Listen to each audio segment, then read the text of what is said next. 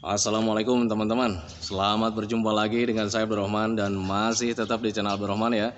Dan masih tetap juga mengupas tentang seputaran gangguan asam lambung dan artritis psikosomatis.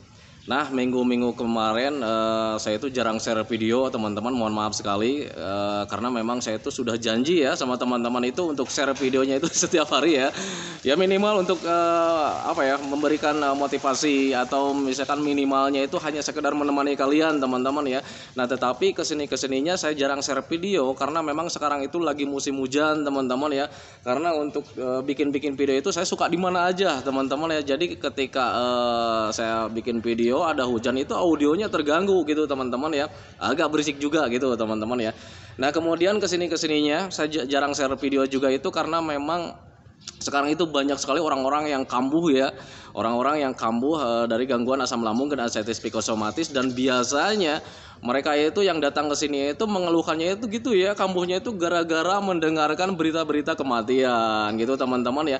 Orang-orang yang terkena gangguan asam lambung dan artritis psikosomatis paling tidak bisa itu misalkan mendengar kabar seperti itu teman-teman. Jangankan untuk kabar-kabar kematian teman-teman ya, untuk misalkan mendengar sanak saudara atau famili kita yang sakit saja itu paling tidak bisa ya, selalu menyamakan. Nah itu teman-teman ya. Nah itu salah satu kelemahan untuk orang-orang yang terkena gangguan asam lambung dan artritis psikosomatis. Kenapa saya katakan itu kelemahan? Karena ketika kalian menyamakan seperti itu akan memperhambat pemulihan kalian yang saat sedang terkena gangguan asam lambung dan artritis psikosomatis. Nah itu teman-teman ya. Nah makanya bagi teman-teman yang sekarang sedang merasakan sensasi seperti itu ya, jadi mendengar kabar duka kita jadi cemas, was-was, gelisah gitu teman-teman ya. Nah makanya tonton videonya sampai habis, jangan skip biar kalian nanti mudah memahami, mudah mengerti gitu teman-teman. Ternyata kalian itu sebetulnya sepele sih sebetulnya ya. Nah tetapi sepele ini rasa sepele ini akan terasa besar kalau kitanya belum paham teman-teman ya. Nah itu makanya pahami saja tentang gangguan asam lambung dan artritis psikosomatis, tonton videonya sampai habis. Semoga saja kalian itu bisa mudah mengerti dan mudah paham sehingga kalian itu tidak menimbulkan hal yang lain-lain, sehingga tidak menimbulkan kambuh atau cemas atau was-was atau gelisah dan sebagainya. Nah itu teman-teman ya. Nah bagi teman-teman yang baru bergabung, seandainya kalau misalnya kalian mau bertanya tentang seputaran gangguan asam lambung dan artritis psikosomatis, alangkah baiknya kalian tonton dulu video-video saya yang sebelumnya, karena tentang seputaran gangguan asam lambung dan artritis psikosomatis semuanya sudah saya share ya. Dari mulai cerita saya yang terkena gangguan asam lambung dan artritis psikosomatis, kemudian merasakan 1001 macam sensasi yang sangat tidak nyaman, itu sudah saya share gitu teman-teman ya. Kemudian bagaimana cara menangani setiap sensasi yang datang dari ujung rambut sampai ujung kaki, itu juga sudah saya share gitu teman-teman. Nah makanya biar lebih jelas, biar lebih detail, alangkah baiknya kalian tonton dulu video-video saya sebelumnya. Kemudian bagi teman-teman yang baru bergabung, seandainya kalau misalnya kalian teman-teman itu yang belum subscribe, mohon videonya itu di subscribe dulu ya, karena untuk subscribe itu tidak memerlukan biaya, tidak memerlukan pendaftaran. Jadi subscribe itu adalah hal yang sangat mudah sekali bagi teman-teman lakukan ya. Jadi teman-teman itu cukup memijit saja tulisan yang warna merah, tulisan subscribe. Biar kenapa? Jujur ya, biar videonya itu cepat berkembang dengan baik. Dan kalau seandainya videonya itu berkembang dengan baik, sudah barang tentu itu akan menambah semangat tersendiri buat saya untuk terus nge-share tentang seputaran gangguan asam lambung dan artritis psikosomatis ini terhadap kalian, dengan tujuan semoga saja videonya itu menjadi wasilah atau jalan keluar bagi kalian yang sedang mengalami gangguan asam lambung dan artritis psikosomatis hingga membaik ya, apalagi sampai sembuh total. Amin ya rabbal alamin. Ya minimal hanya memberikan motivasi saja, atau lebih minimalnya lagi hanya sekedar menemani kalian yang sekarang sedang merasakan tidak nyamannya dari gangguan asam lambung dan artritis psikosomatis. Nah itu teman-teman ya. Nah kembali lagi ke topik utama teman-teman ya. Untuk orang-orang yang terkena gangguan asam lambung dan artritis psikosomatis, ini hanya di sekitaran saya saja gitu teman-teman. Semoga saja kalian tidak mengalaminya ya. Nah itu sekarang itu banyak yang kambuh teman-teman ya, banyak yang berdatangan ke rumah, Pak ini gimana nih, saya kemarin udah membaik, kemarin saya udah merasa sehat, sudah beraktivitas lagi gitu teman-teman ya. Nah tetapi sekarang itu kayak ada perasaan cemas lagi, was-was lagi. Saya tanya kenapa bisa seperti itu ya, karena kemarin itu mendengar berita kematian. Si A juga sama begitu, si B juga hampir sama, yang datang ke rumah itu yang kambuhnya itu gara-gara mendengarkan berita duka teman-teman ya. Nah itu, ini menjadi patokan buat kalian ya. Seandainya kalau misalnya kalian sama mendengarkan berita-berita kematian atau berita-berita duka, kalau membuat kalian itu cemas, itu sudah pasti bahwa kalian itu perasaannya sedang terganggu teman-teman ya. Jadi sebetulnya untuk kematian itu nggak usah ditakutkan teman-teman. Nah, banyak sekali orang-orang yang meninggal itu banyak sekali ya, tetapi tidak semua penyakit itu sama teman-teman ya. Kalian itu sakitnya cuman di medisnya itu cuma 1% teman-teman ya, 99%-nya itu kalian itu perasaan saja teman-teman. Jadi nggak usah ditakutkan penyakit ini takut berbahaya, nggak sama sekali teman-teman ya. Untuk gangguan asam lambung dan ascites psikosomatis, untuk asam lambung itu tidak berbahaya sama sekali ya. Kalau misalnya dilihat dari medisnya itu cuma 1% teman-teman ya, 99%-nya itu dari perasaan, dari pikiran kita teman-teman ya, sehingga gangguan ini semakin besar terasanya ya. Nah itu teman-teman, makanya pahami saja ke sana ya. Nah sekarang untuk menanamkan dalam pikiran kalian, cobalah kalau ketika kalian mendengarkan berita-berita duka, tanamkan dalam pikiran kalian bahwa penyakit mereka itu belum tentu sama kita teman-teman ya. Karena untuk gangguan asam lambung dan ascites psikosomatis itu, kalau misalnya kalian paham, kalau kalian mengerti, itu tidak berbahaya sama sekali. Mungkin orang yang meninggal itu mempunyai gangguan penyakit yang besar mungkin gitu teman-teman ya, gangguan penyakit yang berbahaya gitu teman-teman ya. Tetapi untuk kalian kalau sudah diponis gangguan asam lambung, ya sudah teman-teman, itu tidak berbahaya sama sekali. Nah itu teman-teman, tapi jujur ya, saya juga dulu seperti itu sih ya.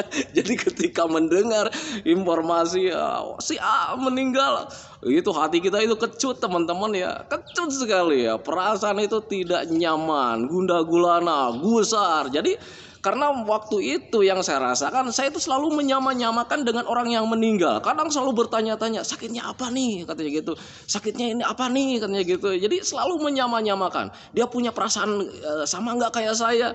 Nah itu teman-teman, itu kesalahan saya teman-teman, sehingga dulu itu saya itu untuk pemulihannya itu ya agak alot juga gitu teman-teman ya. Tetapi berbeda ketika mulai paham dengan gangguan asam lambung dan ascites psikosomatis. Ketika di awal-awal mulai paham saja, itu pemulihan itu akan lebih cepat teman-teman, akan terasa cepat gitu teman-teman ya. Nah makanya saya selalu bilang sama teman-teman itu, tanamkan dalam pikiran kalian bahwa gangguan asam lambung dan ascites psikosomatis itu tidak berbahaya sama sekali, karena memang tidak berbahaya sama sekali. Yang harus kalian itu lakukan metodenya teman-teman ya.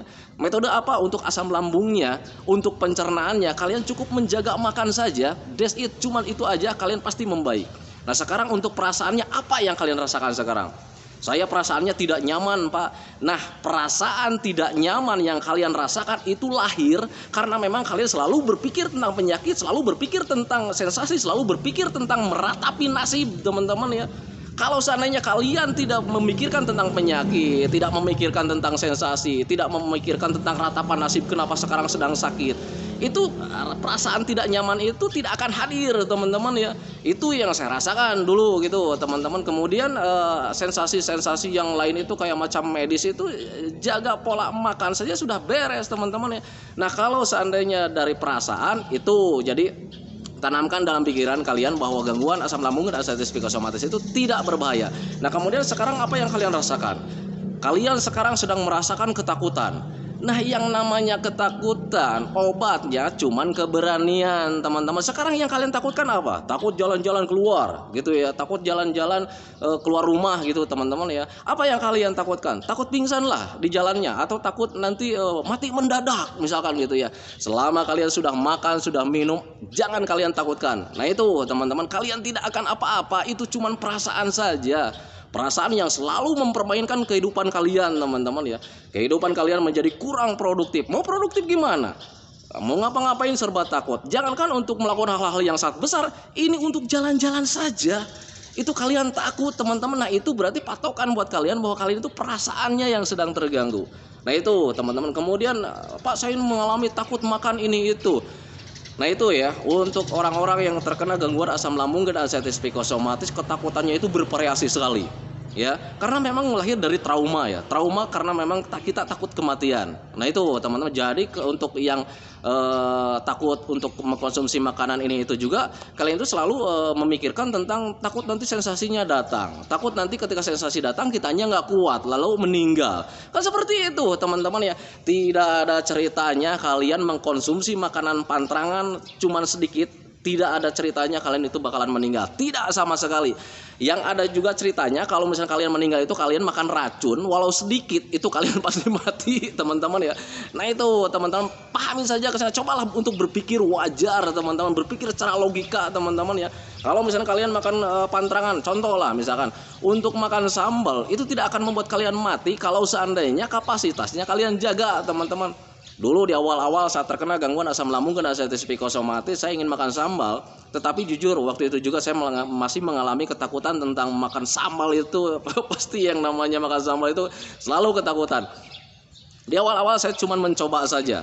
Jadi yang penting ada terasa pedas aja di mulut, cuman dicolek kemudian dikasihin ke lidah, cuman di mulut saja ya, jadi pedasnya cuman di mulut saja. Nah kemudian lanjut besoknya gitu, nah kemudian besoknya berhenti, besoknya lanjut lagi, dan kesininya mulai cuek ya, mulai cuek, kemudian sudah mulai berani nelan sambal gitu, teman-teman, walaupun dengan kapasitas pedasnya itu tidak terlalu pedas, teman-teman ya. Nah akhirnya kemudian kesininya mungkin karena memang pencernanya sudah terlatih, mungkin lagi karena memang untuk sambal dengan kapasitas sedikit itu memang tidak akan menyebabkan kematian, teman-teman ya.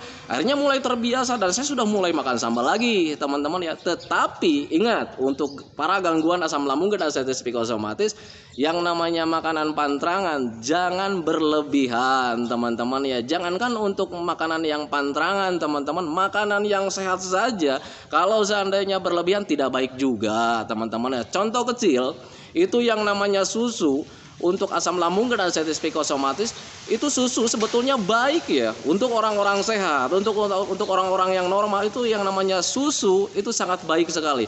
Tetapi kenapa saat terkena asam lambung dokter itu selalu menyarankan hindari saja susu, teh, kopi kayak macam begitu ya, karena mungkin dari susu itu ketika kita konsumsi itu ya akan memperlambat pemulihan asam lambung yang nggak normal gitu, teman-teman. Makanya padahal itu susu baik kan ya. Nah itu patokan buat kalian. Jadi untuk mengkonsumsi makanan-makanan itu kalian boleh mengkonsumsi ya, tetapi jangan berlebihan lah gitu, teman-teman, biar pemulihan tentang asam lambungnya atau pemulihan pencernaannya itu cepat membaik, teman-teman ya. Nah itu untuk dari sisi medisnya gitu, teman-teman ya. Kalau misalkan dari perasaan itu kalian sebetulnya sudah tahu ya. Kalau perasaan takut kita harus obatinya dengan keberanian. Nah cara keberanian itu gimana cara melatihnya ya? Butuh latihan. Cara melatihnya gimana? Yang pertama, tanamkan saja. Kalian harus bisa menerima bahwa sekarang itu kalian sedang terganggu perasaannya. Nah itu teman-teman, rasa takut itu pasti mentalnya mental tempe. Ya harus dilatih lagi menjadi mental baja gitu, teman-teman ya.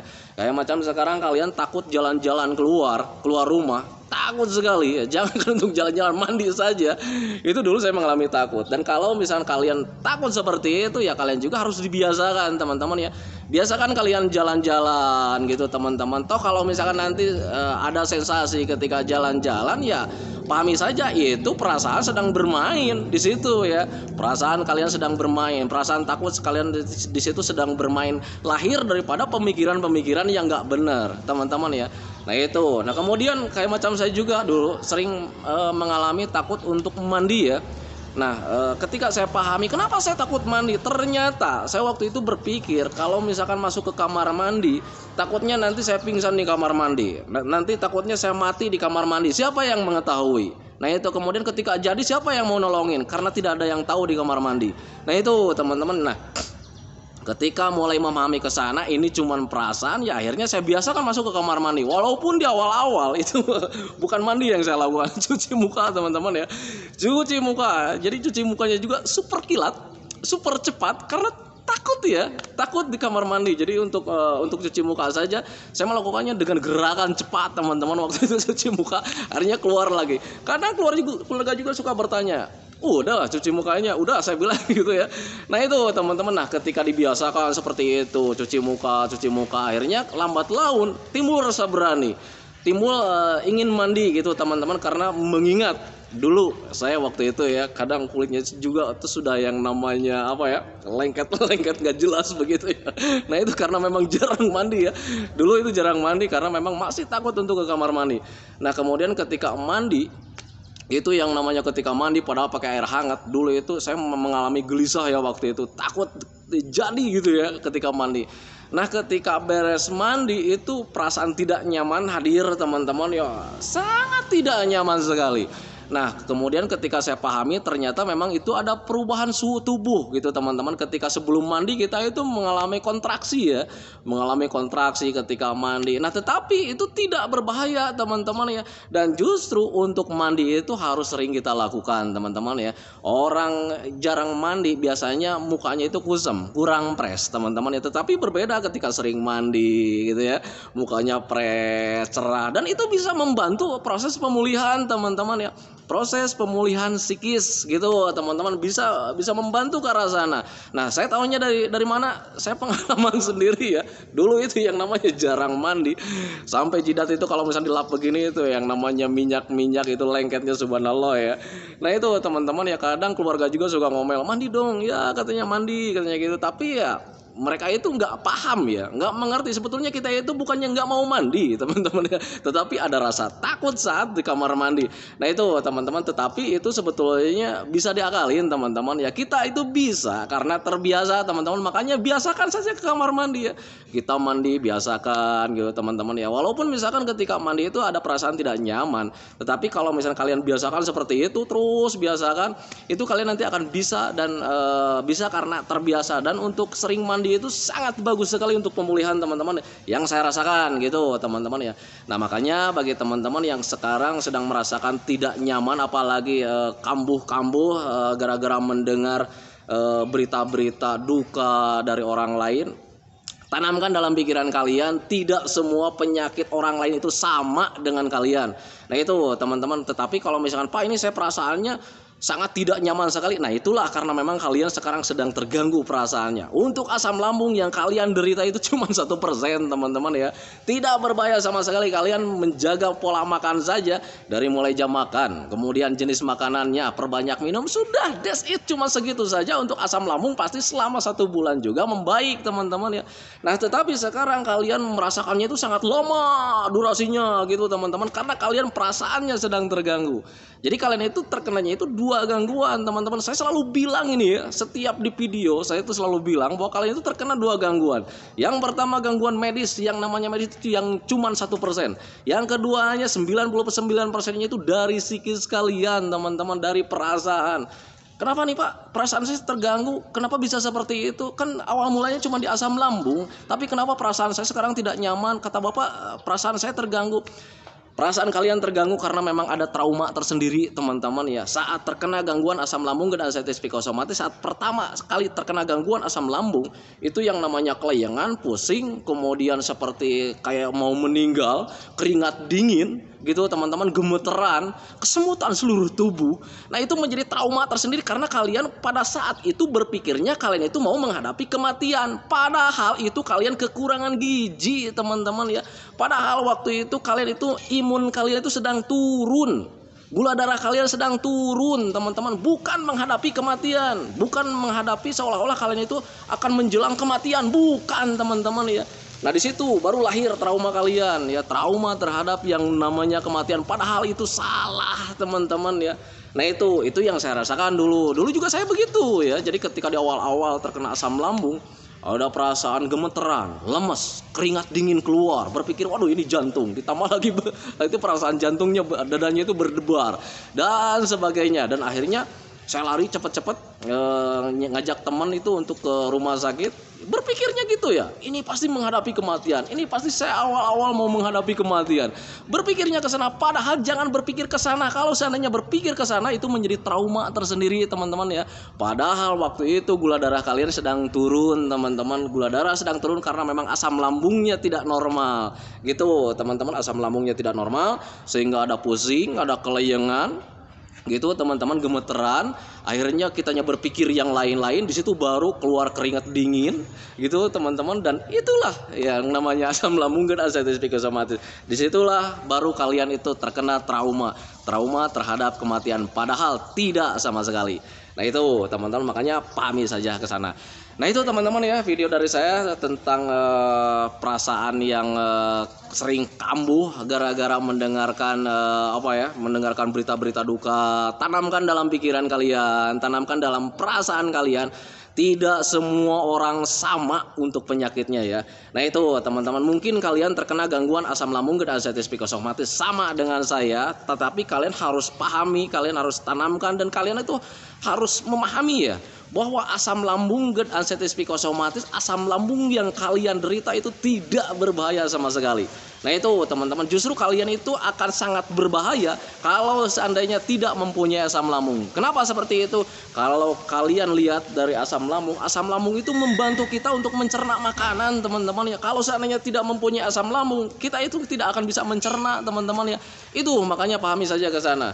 Nah itu teman-teman. Kemudian untuk psikis, sekarang perasaan 99%-nya apakah berbahaya? Tidak teman-teman, hanya cukup mengganggu saja ya. Kalian menjadi tidak nyaman gitu teman-teman, kemudian kalian menjadi kurang produktif. Mau produktif gimana? Kalian terlalu merasa-rasakan gitu teman-teman, terlalu merasa-rasakan karena memang ada trauma, ketakutan tersendiri ya. Takut hal yang kita rasakannya itu menjadi hal yang berbahaya sehingga menjadi hal untuk mematikan kita gitu teman-teman ya. Nah itu padahal tidak sama sekali. Nah itu teman-teman, makanya jadi ketika kalian mendengarkan berita-berita duka dari orang lain, kalian tanamkan dalam pikirannya bahwa tidak semua orang tidak sama gitu teman-teman. Jadi gangguan mereka itu atau penyakit mereka itu tidak sama dengan kalian. Kalian itu gangguannya ringan teman-teman, yang meninggal itu mungkin gangguannya itu berat teman-teman ya, tetapi untuk kalian tidak berat sama sekali. Asam lambungnya cuma 1%, 99%-nya itu dari perasaan. Yang namanya perasaan, yang namanya pemikiran, obatnya cuma butuh diluruskan saja teman-teman ya. Kalian berpikir tentang kematian, luruskan saja pemikirannya. Gangguan kalian tidak menyebabkan kematian karena memang tidak menyebabkan kematian. Nah itu teman-teman, Pak saya ini sekarang sedang tidak nyaman. Ya, karena kalian itu sekarang sedang merasakan tidak nyaman karena itu hasil dari kalian selalu berpikir tentang penyakit, berpikir tentang sensasi gitu teman-teman. Jadi sehingga pemikiran itu menjadi hal yang sangat besar. Nah akhirnya menghasilkan perasaan yang sekarang kalian rasakan tidak nyaman. Makanya saya selalu bilang, Pak, Bu, tolong jangan selalu memikirkan tentang penyakit. Lakukan hobi-hobi yang menyenangkan, lakukan aktivitas-aktivitas yang menyenangkan, biar nanti kalian itu tidak terlalu berpikir tentang penyakit, tidak terlalu berpikir tentang sensasi yang akhirnya perasaan tidak nyaman itu nanti tidak ada teman-teman ya. Nah itu makanya pahami saja ke sana. Nah, tetapi memang jujur saya tidak bisa berani berbohong juga untuk melakukan aktivitas yang menyenangkan atau misalnya mengalihkan pemikiran-pemikiran negatif itu agak sulit juga teman-teman ya. Jujur saya juga tidak berani berbohong ya, karena saya juga mengalami hal seperti itu ya. Sulit sekali untuk mengalihkan pemikiran. Tetapi kalau misalnya kita biasakan terus-terusan, kita itu nanti akan terbiasa teman-teman. Sulit sih sulit, tetapi kalau misalnya tidak diawali dari sekarang, mau sampai kapan teman-teman ya. Kita selalu merasakan tidak nyaman, terus memikirkan tentang negatif, terus memikirkan tentang penyakit, terus memikirkan tentang sensasi, terus memikirkan tentang kematian, terus mau sampai kapan teman-teman ya. Sulit sih sebetulnya ya untuk mengalihkan pemikiran-pemikiran seperti itu. Tetapi kalau misalnya kita tidak biasakan dari mulai sekarang, mau sampai kapan teman-teman ya. Nah makanya bagi teman-teman yang sekarang sedang merasakan selalu berpikir tentang penyakit, ayo lakukan ya. Minimal kalian jangan memikirkan tentang penyakit, pikirkanlah, alihkan pikirannya dengan yang bahagia-bahagia teman-teman ya. Suatu saat nanti kalau sudah sembuh, saya akan beraktivitas lagi. Suatu saat kalau seandainya saya sembuh, nanti saya akan jalan-jalan lagi, jauh jalan-jalannya. Pikirkan hal-hal yang menyenangkan teman-teman ya, karena untuk psikis obatnya hanya perasaan juga gitu. Perasaan senang, perasaan riang, perasaan gembira. Itu yang saya rasakan, sehingga gangguan asam lambung dan anxieties psikosomatis ini sembuhnya dengan terlupakan karena memang kitanya beraktivitas yang menyenangkan, karena memang kitanya selalu berpikir yang menyenangkan. Nah itu teman-teman ya. Nah itu teman-teman ya video dari saya. Semoga saja videonya itu menjadi wasilah buat kalian. Semoga saja videonya itu menjadi pencerahan buat kalian. Semoga saja videonya itu menjadi ya minimal memberikan motivasi atau menjadi teman lah. Teman kalian saat sekarang sedang merasakan tidak nyamannya dari gangguan asam lambung dan anxieties psikosomatis. Nah itu teman-teman, kemudian sebelum saya akhiri videonya seperti biasa, saya selalu doakan teman-teman itu cepat membaik, cepat kembali lagi keadaan kalian yang dulu itu, dari mulai emosinya, semangatnya, moodnya, kebahagiaannya, senyumnya, semuanya tentang yang dulu. Semoga saja cepat kembali lagi, karena memang saya yakin 100% bahwa keadaan yang dulu itu sangat dirindukan sekali. Nah itu teman-teman ya. Kemudian doakan saya juga agar saya itu tetap sehat, tetap kuat, tetap ceria, agar masih bisa tetap menemani kalian. Nah itu teman-teman ya. Saya hentikan videonya teman-teman ya. Jangan lupa untuk di subscribe. Assalamualaikum warahmatullahi wabarakatuh.